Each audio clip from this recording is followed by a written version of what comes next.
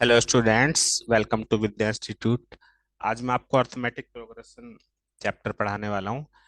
ये एक ही वीडियो में मैं आपको पूरा चैप्टर समराइज कराऊंगा जो सीबीएसई एग्जाम के लिए आपके लिए सफिशिएंट रहेगा। तो इसमें मैं सारे कंसेप्ट बताऊंगा और कुछ क्वेश्चन, और उसके बाद एंड में आपको इसकी प्लेलिस्ट मिल जाएगी अर्थमेटिक प्रोग्रेशन की, जिसमें इसके सारे इंपॉर्टेंट क्वेश्चन मिल जाएंगे। मतलब इस वीडियो के बाद आपका ये चैप्टर कंप्लीट हो जाएगा सीबीएसई बोर्ड एग्जाम के लिए। तो स्टार्ट करते हैं। सबसे पहले तो एपी किसे कहते हैं। एपी का मतलब होता है कि ऐसी सीरीज जिसमें फर्स्ट टर्म हम कुछ भी ले लेते हैं, उसमें फिर कुछ ऐड करके सेकंड टर्म आती है। मतलब ये फर्स्ट टर्म हो गई, ये सेकंड टर्म डी ऐड करके, उसमें फिर डी ऐड करेंगे तो टू डी। इस तरह से हम यहाँ पे डी डी ऐड करते रहते हैं। तो ऐसी सीरीज को एपी बोलते हैं जिसमें सक्सेसिव टर्म्स में सेम डिफरेंस हो, जैसे 3, 7, 11, 15 ऐसे। ठीक है। तो जो इसमें फर्स्ट टर्म है वो हमारी ए से डिनोट करते हैं। फर्स्ट टर्म कितनी हो गई, ए, 3। और जो इन दोनों का डिफरेंस है वो हमारा है कॉमन डिफरेंस। तो कॉमन डिफरेंस यहाँ पे कितना, 7 - 3 4। तो डी कैसे निकालते हैं, किसी भी टर्म में से उससे पिछले वाली टर्म हमें माइनस करनी होती है। an - an - 1। जैसे सेकंड टर्म में से फर्स्ट टर्म माइनस करो, थर्ड टर्म में से सेकंड माइनस करो, ऐसे। अच्छा, तो अब इसमें सबसे पहला फॉर्मूला हमारा क्या होगा। जैसे मैंने आपको ये एग्जांपल दिया, 3, 7, 11, 15। अगर मैं पूछूं आपसे इस एपी में 50वीं टर्म क्या होगी, तो आपको इसमें कुछ कुछ ऐड करना पड़ेगा। 4 4 और 50 टाइम्स तक हमें देखना होगा। लेकिन यहाँ पे इसकी जरूरत नहीं है। एक जनरल फॉर्मूला आपको याद रखना है जिसको बोलते हैं जनरल टर्म या nth टर्म। तो वो फॉर्मूला कैसे बनेगा, वो ध्यान से समझेंगे इस बात को कि फॉर्मूला हम कैसे उसको बता सकते हैं। यहाँ पे आप देखेंगे फर्स्ट टर्म में ए है, सेकंड टर्म में a+d, थर्ड टर्म में a+2d, फोर्थ टर्म में a+3d। तो अगर हम ऐसे करते जाएंगे तो जो लास्ट टर्म होगी, मान लो nth टर्म है, तो nth टर्म में n-1d होगा। ऐसा क्यों, क्योंकि आप देख सकते हो कि अगर फोर्थ टर्म है तो उसमें 3d है, थर्ड टर्म में तो सेकंड डी है, सेकंड टर्म में तो 1d है। यानी एक एक कम डी होता है। तो nth टर्म हमारी ये हो गई। तो ये फॉर्मूला याद रखना होगा सभी क्वेश्चंस के लिए, a + n - 1d। यानी हमें जो भी टर्म निकालनी है n की जगह वो रख देते हैं। मान लिया हमें 10th टर्म निकालनी है तो a + 9d। मान लो हमें 50वीं टर्म निकालनी है a + 49d। तो जो भी हमें टर्म निकालनी है वो n की वैल्यू होती है हमारी। मान लो हमें pth टर्म निकालनी है। अब pth टर्म का मतलब p हमें पता नहीं है क्या है, तो n की जगह बस हम यहाँ पे p लिख देंगे। तो इससे में क्या फायदा होता है, मान लो इसी एग्जांपल की बात करें हम। मान लो हमें 100 टर्म निकालनी है, तो a + 99d। तो a की जगह 3 रख दो और 99d की जगह 4। तो उसको सोल्व करके जो आएगा वो हमारी 100 टर्म होगी। तो nth टर्म का मतलब है कोई भी टर्म हमें डायरेक्ट निकालनी है तो हम ये वाला फॉर्मूला लगा सकते हैं। तो इसका एक या दो क्वेश्चन बताता हूँ, फिर बाकी आपको प्लेलिस्ट में सारे इसके इंपॉर्टेंट क्वेश्चन मिल जाएंगे। तो जैसे पहला एग्जांपल है, seventh term of an AP 32। Seventh term 32 है। अब मैंने ऊपर बताया सेवन टर्म का मतलब a + 6d। तो ये 32 हो गया। और 13th टर्म 62, यानी a + 12d 62। तो ये हमारी यहाँ पे दो इक्वेशन बन गई। तो आप इन दोनों को सॉल्व करोगे एलिमिनेशन मेथड से, सब्ट्रैक्ट वगैरह करके, तो a और d की वैल्यू आ जाएगी। जैसे मैं d तक कर देता हूँ, चलो। तो d कितना आ गया, 5। फिर फर्स्ट इक्वेशन में रख के a निकाल देंगे, और फिर उसने ap पूछा है तो हमारी ap आ जाएगी। ठीक है। तो पूरा पूरा क्वेश्चन मैं नहीं करा रहा हूँ क्योंकि वो आपको प्लेलिस्ट में सारे इसके अच्छे क्वेश्चन मिल जाएंगे जो हाँ सब बाद में देख सकते हो। नेक्स्ट क्वेश्चन है, which term of the AP will be 130 more than 31st term. इस एपी में कौन सी टर्म 31st टर्म से 130 ज्यादा है, तो जब भी आएगा कौन सी टर्म, तो हम क्या करेंगे, nth टर्म मान लेते हैं, nth टर्म 31st टर्म से 130 ज्यादा है, तो nth टर्म का मतलब a+n-1d। जब भी आएगा ना कौन सी टर्म, तो इसका मतलब हमें n फाइंड करना है। a31 की जगह हम ये लिख देंगे, a से ये कैंसिल हो गया, और d हमें यहाँ पे क्वेश्चन में दे ही रखा है 10, तो यहाँ पे हम d की वैल्यू पुट करके n की वैल्यू निकाल देंगे। तो ये आगे आपको खुद करना है। तो इस तरह से हम nth टर्म का यूज कर सकते हैं। नेक्स्ट क्वेश्चन है, determine the 10th term from the end. अब इसमें एक बात और बता देते हैं, अगर एपी में लास्ट से कोई टर्म निकालनी हो, जैसे स्टार्टिंग से तो आपको कोई सी भी टर्म निकालनी आती है, लास्ट से, तो उसके लिए क्या किया जाता है, सही तरीका क्या होता है, let us reverse the AP. ये जो एपी है इसको रिवर्स कर देते हैं, 254 1494।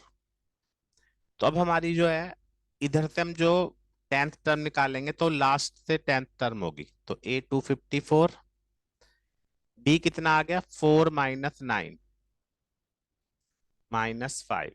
अब यहां से हम 10th टर्म निकाल देंगे, a+9d, तो a+9d, इसको सॉल्व करके जो आएगा वो हमारा आंसर होगा। तो ये हमारा nth टर्म का हो गया, जनरल टर्म का। चलो अब देखते हैं, अगर हमें किसी एपी में कुछ टर्म्स का सम फाइंड करना है, तो सम ऑफ फर्स्ट n टर्म्स, अगर n टर्म्स का सम फाइंड करना है, ये ऊपर तो था टर्म निकालने के लिए, अब इसके लिए फॉर्मूला है n/2 2a+n-1d। डेरिवेशन हम यहाँ पे नहीं बता रहे हैं, तो Sn = n/2 2a+n-1d। इस वाले फॉर्मूले में आप n की जो भी वैल्यू पुट करोगे उससे हमारा सम आ जाएगा। जैसे अगर हमें 20 टर्म्स का सम निकालना है तो n की जगह हम 20 पुट कर सकते हैं।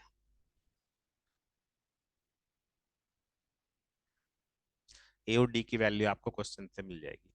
एंड इसका एक फॉर्मूला हो रहा है, अगर हमें किसी एपी में लास्ट टर्म गिवन है तो हम ये वाला फॉर्मूला लगा सकते हैं, n/2 a+an, यानी लास्ट टर्म एल भी लिख सकते हैं। तो मैं बताता हूँ कि कैसे इसका यूज होगा। एक क्वेश्चन कर लेते हैं, मतलब दो इंपॉर्टेंट क्वेश्चन करेंगे इसके। पहला क्वेश्चन है फाइंड द सम।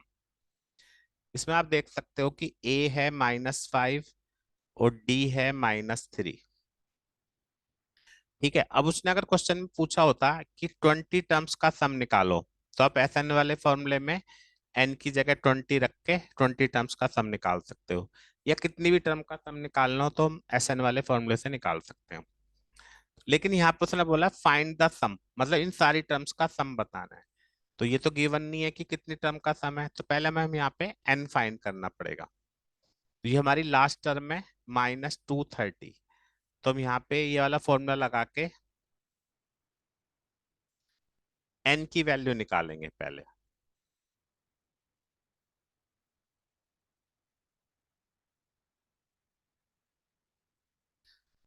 यहाँ पे कर देता हूँ, तो n-1 इंटू -3 -230 + 5,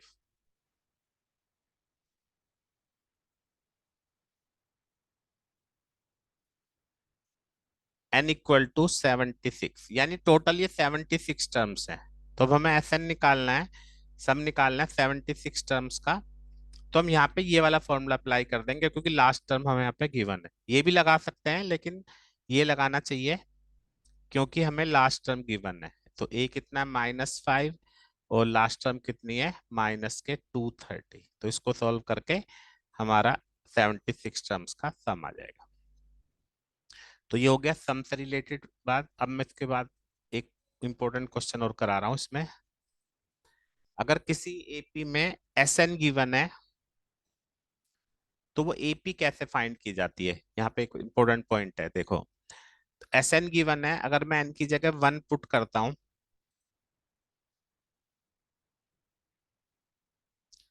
तो 8।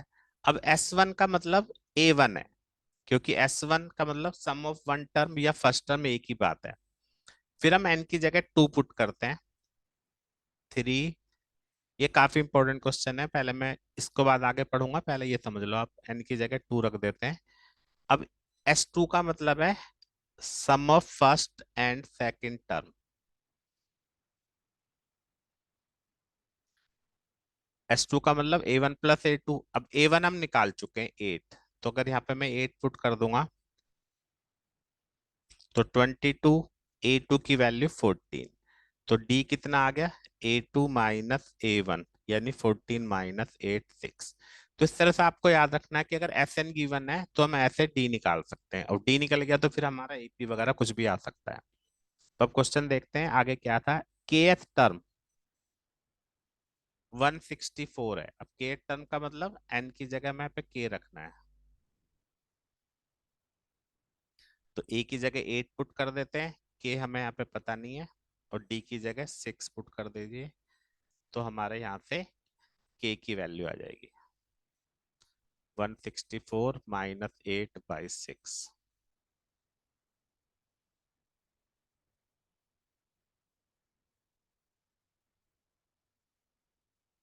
के इक्वल टू 27। ठीक है, तो इसलिए इस तरह से हम एस एन से एपी फाइंड कर सकते हैं। तो दो टॉपिक हो गए, ए एन और एस एन। इसके बाद एक बहुत ही इंपॉर्टेंट पॉइंट है जो आपको समझना है, इससे पेपर में क्वेश्चन आ सकता है।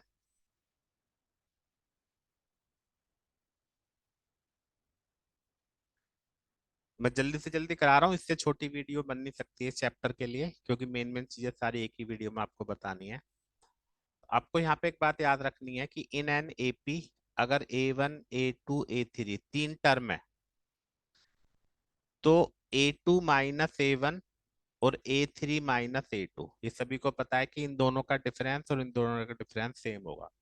तो इसको आगे मैं कंटिन्यू कर दूं, A2 को इधर ले आते हैं, तो 2A2 A1 प्लस A3।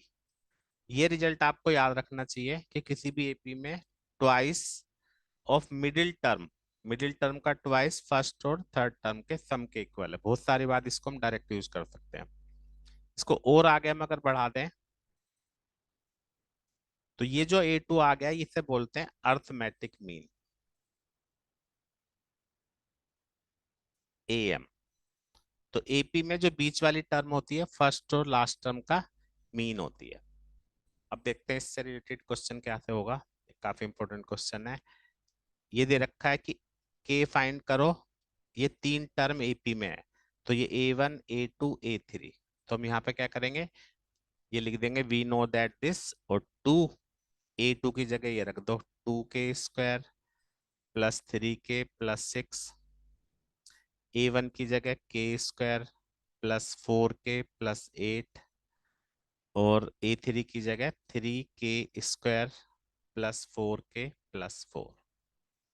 इसको सॉल्व करके हमारा यहाँ पे k की वैल्यू आ जाएगी। 2 से इंटू कर देते हैं, 3 और 1 4k², 4 और 4 8k प्लस 12। तो ये कैंसिल हो गया, यहाँ से हमारी k की वैल्यू 0 आ रही है। ये आप चेक कर लेना, बस मैंने आपको मेथड बता दिया। नेक्स्ट और लास्ट पॉइंट है इस चैप्टर का। ये सारे मैंने वो पॉइंट्स बता दिए जो एग्जाम में आ सकते हैं, इसके अलावा आपको प्लेलिस्ट में सारे इसके इंपॉर्टेंट क्वेश्चन मिल जाएंगे। एक और मैं इंपॉर्टेंट पॉइंट आपको यहाँ बता दूं, अगर हमें एपी में 3 टर्म्स लेट करनी पड़ जाए, तो नॉर्मली A+D और A+2D होती हैं तीन टर्म। लेकिन अगर हम इसको पीछे की तरफ ले आए इसको, तो इसमें से D माइनस करेंगे तो A-D। तो हम तीन टर्म ये लेट कर लेते हैं। अब ऐसा क्यों करते हैं, इसका क्या फायदा है। जब किसी क्वेश्चन में तीन टर्म्स का सम गिवन होगा, तो हम इन तीनों को जब प्लस करेंगे तो डी से डी कैंसिल होकर हमारा ए हो जाएगा, ए निकल आएगा। अगर हम ये वाली तीन टर्म ऐड करते तो फिर हमारी इक्वेशन बनती। तो ये इसका बेनिफिट है कि इनको प्लस करने पे डी कैंसिल हो जाता है। एक एग्जांपल से इसको समझ लेते हैं। Angles of triangle are in AP. एक ट्रायंगल के एंगल एपी में है, तो हम लेट कर लेते हैं जो एंगल्स हैं ए माइनस डी, ए और ए प्लस डी। अब आप देखना एंगल्स का सम कितना होता है, 180। तो डी से डी कैंसिल हो गया, ए की वैल्यू 60, यानी आधा काम हमारा हो गया, हमें यहाँ पे ए मिल गया। अब उसने बोला ग्रेटेस्ट एंगल, तीनों में ग्रेटेस्ट कौन सा है, ये वाला। तो अकॉर्डिंग टू क्वेश्चन जो ग्रेटेस्ट एंगल है ट्वाइस द लीस्ट, वो इसका ट्वाइस है। तो यहाँ पे ए की वैल्यू 60 रख देते हैं।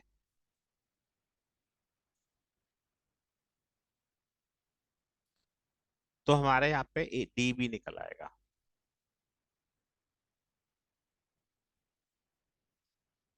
T20, तो एंगल्स क्या हो गए, ए माइनस डी, 40, 60 और 80, ये हमारा आंसर हो गया। तो इस तरह से मैंने आपको इस वीडियो में एपी चैप्टर का पूरा कंसेप्ट कुछ एग्जांपल्स के साथ समझाया है। उम्मीद है सभी को समझ में आ गया होगा। बाकी इस चैप्टर के जितने भी इंपॉर्टेंट क्वेश्चन है वो आपको प्ले लिस्ट में मिल जाएंगे, जो स्क्रीन पे भी नजर आ रही होगी, और डिस्क्रिप्शन में भी आपको उसका लिंक मिल जाएगा। अगर वो आप कर लोगे तो पूरा चैप्टर आपका कंप्लीट हो जाएगा सीबीएसई बोर्ड एग्जाम में। इससे बाहर शायद ही कोई क्वेश्चन आए। Thank you very much.